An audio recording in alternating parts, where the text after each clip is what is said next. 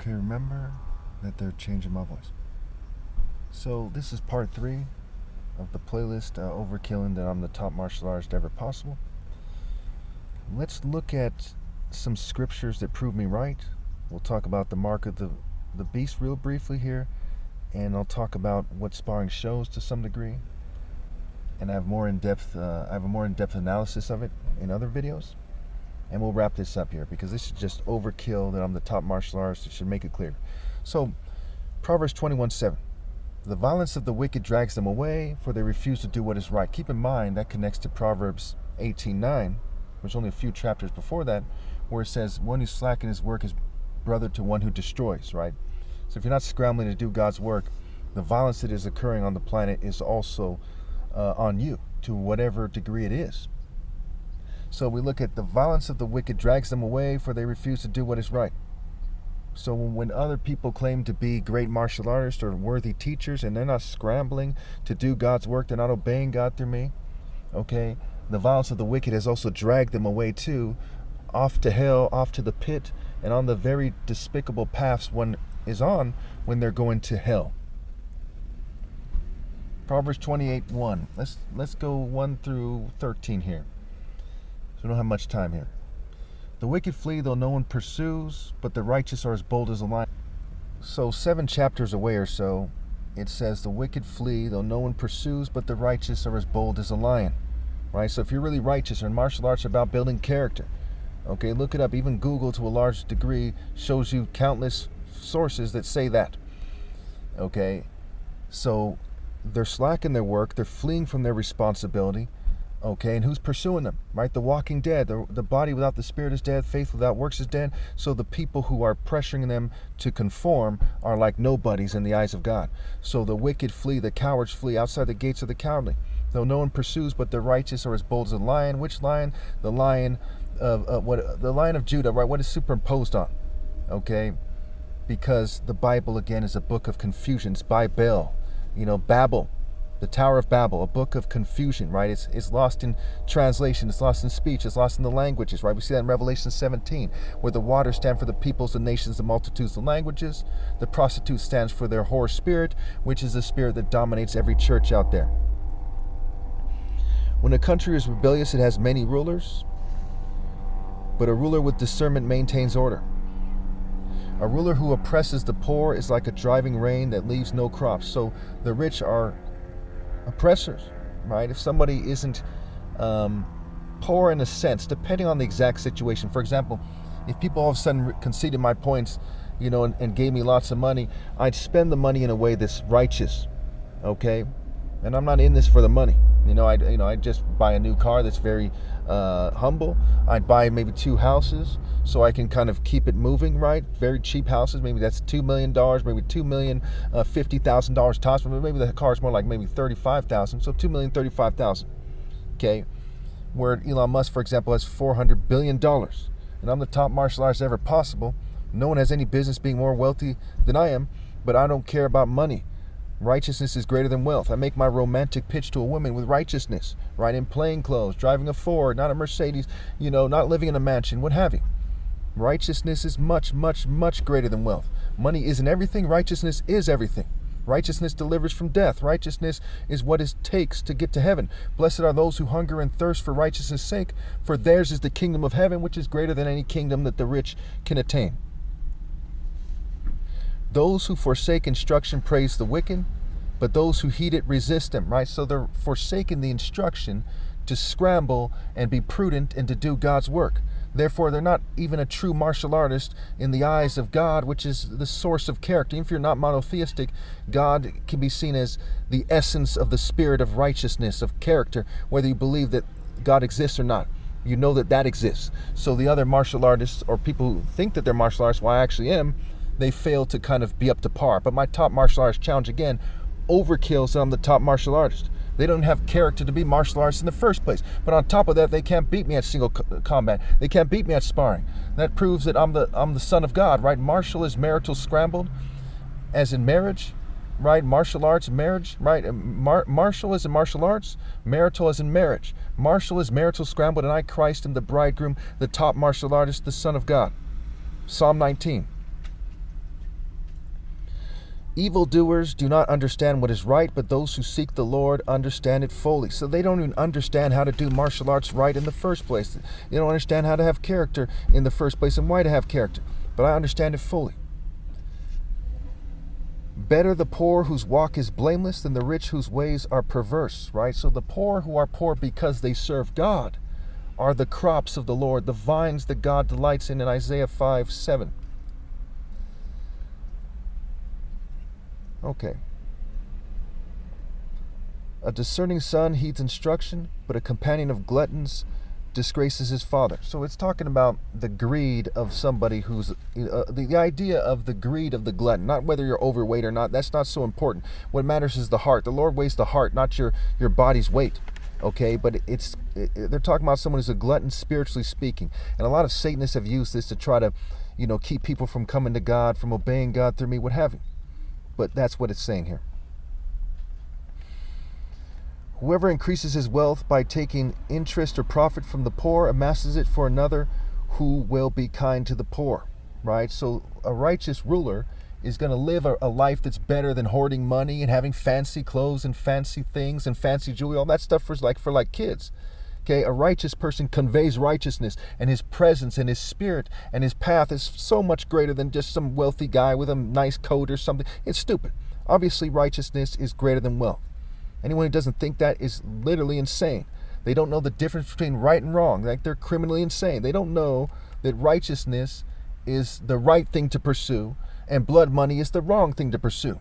And in a system where the righteous aren't allowed to have a certain amount of wealth, it's clear that righteousness is greater than wealth. And anyone who doesn't understand that, again, is criminally insane for the reasons I just stated. Okay.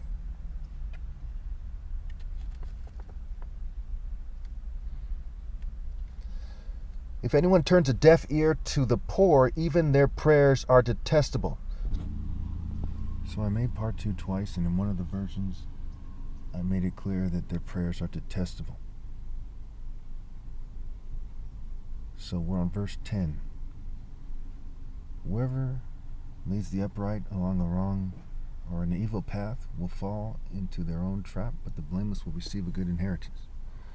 The rich are wise in their own eyes, but one who is poor and discerning sees how deluded they are. It's pretty clear why these verses are back to back here.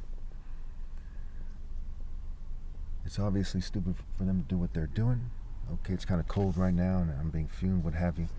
I've had to wait like an hour and a half to make this video.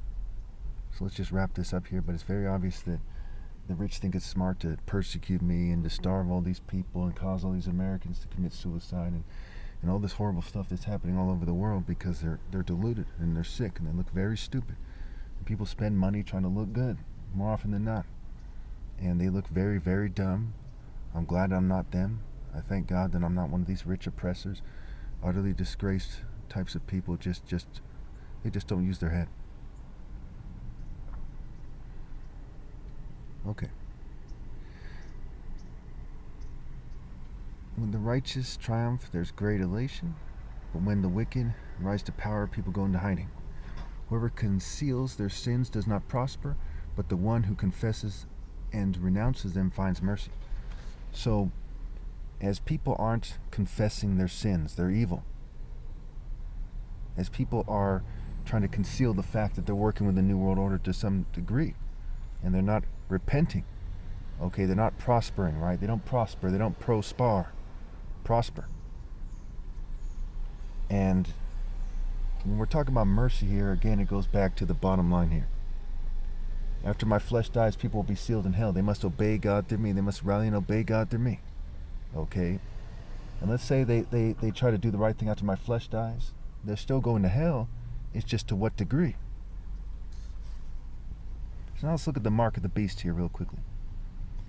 The mark of the beast is said to be the number of a man or humanity's number. The best way to understand it is humanity's number. The number of a man is something that causes all kinds of speculation and confusion. Maybe there's somebody who embodies the idea.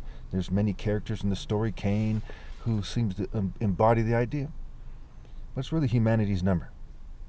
When Satan, through the Pharisees, Herod, Pilate, and Caesar, etc., and through the masses, said by their actions and otherwise that they have no king but Caesar, They rejected God's order for man's. They rejected God's divine order for man's order, right? The cult of the empire, mere social orders of the world, what have you. The mere social order of the churches, including the Catholic Church, they're not valid orders of God. This is a central part of the mark of the beast, which has been connected to the cult of the emperor. Thus the statement, quote unquote, we have no king but Caesar. This is also the mark of the betas. You know, you have the best alpha, the beta, right? Best day. It's a play on words for best day and for the brute beast. And people like to try to confuse you about what a beta and a brute is, especially when we look at white supremacy. You know, they went way out of their way to try to make it seem like people in their cultures are magically not these things, what have you.